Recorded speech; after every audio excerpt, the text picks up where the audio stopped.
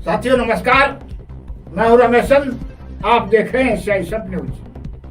साथियों, आज एक खबर, एक सूचना जनपद बहराइच के थाना मोतीपुर से। थाना मोतीपुर क्षेत्र का एक गांव है दौलतपुर के श्रवण कुमार पुत्र सरजू प्रसाद, जो मजदूरी करता है, राजमिस्त्री है, जिसने 30 नवंबर 2023 को अपने लिए घर बनाने के लिए अपने ही गांव के बैजनाथ और हरिद्वार से जमीन खरीदी और उस जमीन का बैनामित कराया। 80,000 रुपया में वो जमीन खरीदी गई। इसके बाद उस जमीन पर कब्जा मिला, लेकिन कुछ दिन बाद दबंगों ने, जो शातिर किस्म के लोग, उसी गांव के जो दलाल प्रवृत्ति के लोग,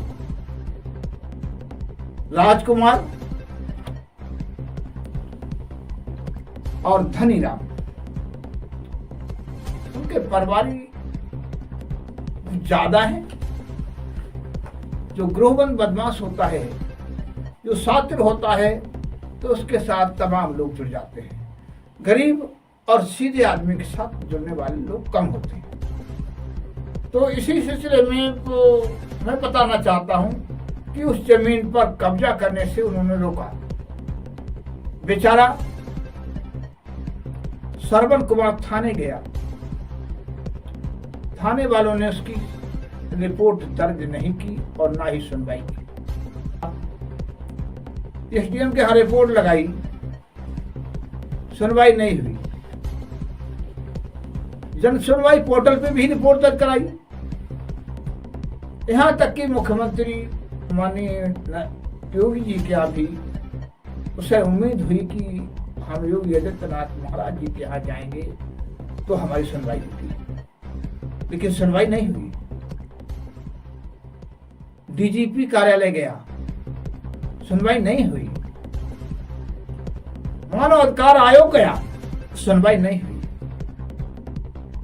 मानव अधिकार आयोग, डीजीपी कार्यालय, माननीय मुख्यमंत्री जी ने सबने आदेश करके भेजे, लेकिन थाने में सुनवाई कहाँ नहीं हुई।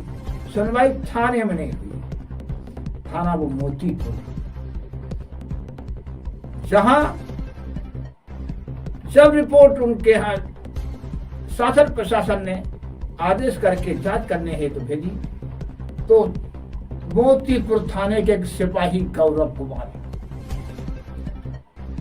और अन्य सिपाही और दरोगा श्रवण कुमार के पीछे ऐसे लग गए जैसे श्रवण कुमार ने कोई बड़ा जुल्म कर दिया हो। श्रवण कुमार ने कोई बड़ा जुल्म कर दिया हो। जुल्म क्या था कि महाराज जी योगी आदित्यनाथ के दरबार में, जनता दरबार में उसने रिपोर्ट लगाई थी। उसने डीजीपी के यहाँ न्याय पाने के लिए गुहार लगाई थी। उत्तर प्रदेश मानव अधिकार आयोग में उसने न्याय पाने के लिए गुहार लगाई थी। इससे पहले इसी श्रवण कुमार की बीबी के साथ एक घटना घटी, तो वो भी बेचारी महिला आयोग तमाम कार्यालयों में गई, लेकिन उसकी सुनवाई, क्या वजह थी कि सुनवाई नहीं हुई? पैसा, भ्रष्टाचार, या कोई राजनीतिक सफेद पोष नेता का दबाव? लेकिन विशेष करके मैं बताना चाहता हूं कि सुनवाई इसलिए नहीं हुई कि वो जाति से जाटव था। जाति से जाटव था, पुलिस को मालूम है जाटव यानी चमार को हमें इस समय सुनना नहीं है। चमार को न्याय दिलाने की बात तो बहुत दूर की। इनको प्रताड़ना करने का मौका कैसे मिले, इन्हें जलील करने का, इन्हें दुखी करने का, इन्हें रुलाने का मौका कैसे मिले। ये मौका खोज रहे थे तो मौका श्रवण कुमार ने दे दिया। एक योगी आदित्यनाथ महाराज मुख्यमंत्री के यहाँ उसने गुहार लगा दी न्याय की। वहां से रिपोर्ट आई, आग बबूला हो गई पुलिस। डीजीपी कार्यालय से रिपोर्ट आई, आग बबूला हो गई पुलिस। थाना मोतीपुर की, जनपद बहराइच की पुलिस। कप्तान ने भी नहीं सुनी, कप्तान के यहाँ भी गया। यहां तक कि जिलाधिकारी के यहाँ जब गया तो जिलाधिकारी ने भी आदेश करके भेजा। लेखपाल जमीन नाप के दे गया। लेखपाल और पुलिस के वापस जाते ही तुरंत दबंग लाठी लेकर आ गए। इसके ऐसे मेरे पास सबूत हैं।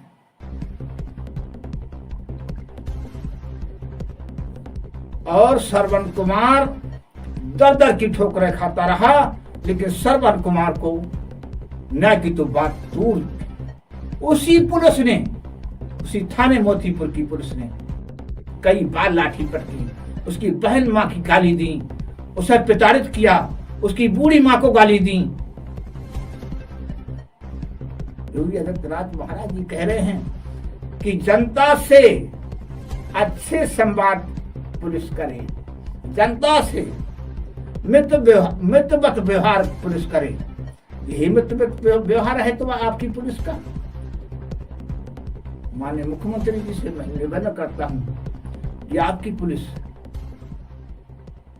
इस समय जेबें भरने में लगी हुई है। मैं इस दावे के साथ कहता हूं। और हर थाने में सिर्फ मात्र गरीब की सुनवाई नहीं होती है। इसी थाना मोतीपुर के एक मामला है जो एक है उर्मिला देवी पत्नी लल्लन वाल्मीकि, जिसका 18 जून 2022 को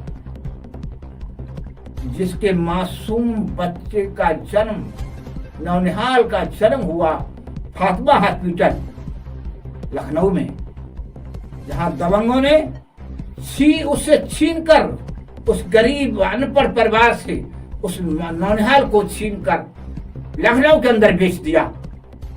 आपकी पुलिस सिर्फ सौदाबाजी करती रही। आज तक उस बच्चे का, उस नौनिहाल का की बरामदगी नहीं हुई। वो माँ, उस अपने पैदा किए गए जन्म देने वाली माँ, जिसने उस बच्चे को जन्म दिया, पैदा किया बच्चा, उसको 2 दिन दूध पिलाने के बाद उसका मुंह नहीं देख पाई। उस माँ के जिगर से पूछो, उसके बाप से पूछो। तो ऐसी स्थिति में क्या कह सकते हैं? इसका जिम्मेदार कौन? शासन और प्रशासन। इसी मोतीपुर थाने में एक राम भरत नाम का आदमी जो दौड़ता रहा न्याय पाने के लिए, किंतु उस राम भरत को न्याय नहीं मिला।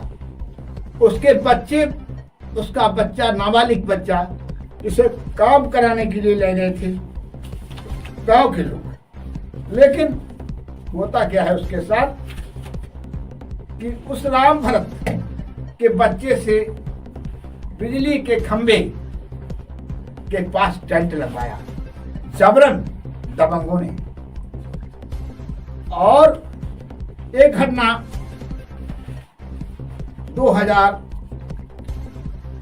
19 फरवरी 2020 की है। 19 फरवरी 2020 को एक टेंट लगाने गया था और वहां उसी थाना क्षेत्र के गांव है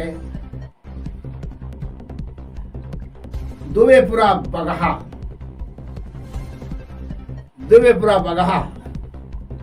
में टेंट लगाने गया था।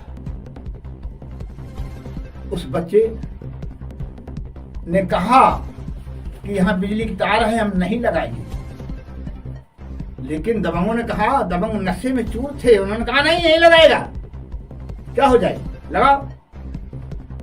बिजली के तार से जबरन उसने जब वो टेंट लगाया और वो पोल बिजली के तार से टकरा गया और वो बच्चा खत्म हो गया। फिर दबंगों ने उस खत्म हुए मृत बच्चे को गांव से बाहर फेंक दिया नदी के किनारे। इसके बाद उसके बाप को, उसके परिजनों को खबर दी गई। बाप घर पे नहीं था। उसके परिजन, उसकी माँ बिलखती हुई आई, वो नदी किनारे से बच्चे को उठा ले गई, अपने घर ले गए कि शायद उसे ठीक करा देंगे हम। घर पे फिर वो दबंग पहुंच जाते हैं और जबरन उस चमार समाज को वो दबंगों ने और पुलिस ने दबाव बनाकर, उस चमार समाज पर दबाव बनाकर उसे जबरन उस नाबालिग बच्चे को चलवा दिया गया ताकि सबूत मिट जाए। यह है मोतीपुर पुलिस की कार्यशैली। इतनी अच्छी है मोतीपुर की पुलिस, जहां दर्दों की सुनवाई नहीं होती। ऐसे तमाम घटनाएं। योगी जी आपके जनपद बहराइच के थाना मोती, जिनके मेरे पास साक्ष्य है, उन गरीबों ने कई बार आपके दरबार की खाक छानी है, आपके दरबार में हाजिरी लगाई है, डीजीपी महोदय के यहाँ हाजिरी लगाई है, महिला आयोग में हाजिरी लगाई है उन महिलाओं ने, किंतु उन्हें न्याय नहीं मिला। न्याय की बजाय आपकी पुलिस ने उनके घर जाके डंडे फटकारे, उन्हें प्रताड़ित किया। ललन वाल्मीकि और उर्मिला कई दिन भागे भागे घूमते रहे कि पुलिस हमें पकड़ ली। पुलिस ने कहा गांव में आ गया तो टांगे फाड़ दूंगा। हर गांव में, उर्रा गांव में अगर रहने आ गया, उर्रा का रहने वाला है ललन वाल्मीकि, गांव में रहने आ गया तो उसकी टांगे फाड़ देंगे। उसने रिपोर्ट लगाई कैसे, मुख्यमंत्री के यहाँ पहुंच कैसे गया, डीजीपी का शिकायत कैसे कर दी, अनुसूचित जाति आयोग में पहुंच कैसे गया। आज तक उस पुलिस ने उसकी रिपोर्ट दर्ज नहीं की। उस बच्चे को बरामद करने की बात बहुत दूर। इतना ही नहीं, उसे कई बार दबंगों से उस मोतीपुर थाने की पुलिस ने पिटवाया है उस परिवार को, उसकी दुर्दशा करके रखती है। तो योगी जी आपको इसका जवाब देना होगा, आपको इस बात का जवाब देना होगा। और मैं अपनी बारी को विराम देने से पहले एक बात कहना चाहता हूं। सुहाना मौसम और हवा में नमी होगी, आंसुओं की बहती हुई नदी होगी।